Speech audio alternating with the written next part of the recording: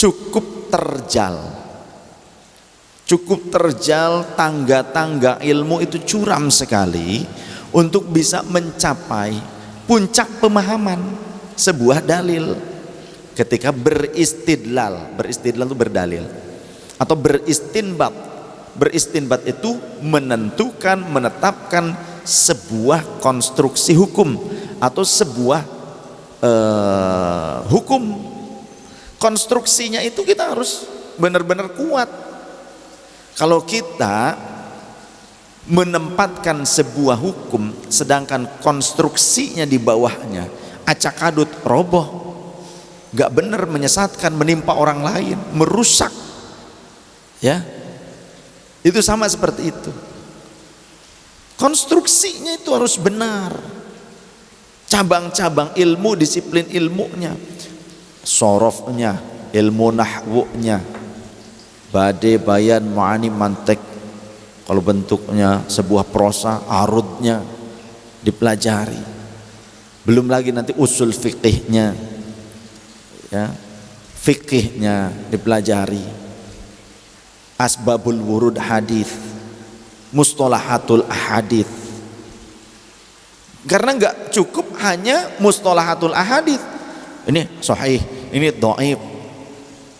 Ini saya ajarkan kerangka pemetaan untuk melalui substansi hukum, ya, untuk mencapai substansi hukum. Apa yang dilaluinya?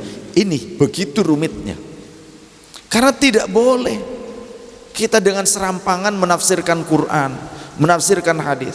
Kata Rasulullah, man fassaral Quran bi ra'yihi falyatabawwa maq'adahu minan nar.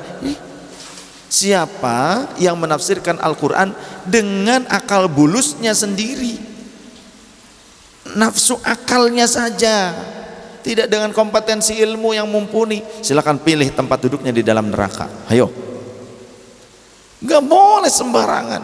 Terjemahan dianggap tafsir, kemudian menafsirkan sendiri, gak boleh.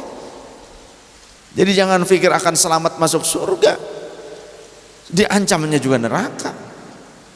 Makanya Allah sudah membuat sebuah konsep yang mudah bagi kita yang namakan taklid. Kata Allah, fas'alu ahla dzikri in kuntum la ta'lamun. Ahla dzikri ini ahlal ilmi, yang dengan ilmunya membuat kita dan orang lain ingat, eling, zikir, eling kepada Allah. Tanyakan oleh kalian kepada ulama yang ahli mengamalkannya, gitulah. Jika kalian tidak tahu, ayat ini tuh gitu maksudnya, fas'alu ahla dzikri in kuntum la ta'lamun. Bukan berarti fas'alu ahla dzikri in kuntum la ta'lamun, jika kalian tidak mengerti tanya ke ahli tasbih, ke ahli tahlil doang. Enggak begitu yang dimaksud ahla dzikri, orang yang selalu mengingat Allah secara ilmul yakin dan hakul yakin hingga hakul yakin. Yang ulama yang mengamalkan ilmunya, benar-benar mengingat Allah, takut kepada Allah.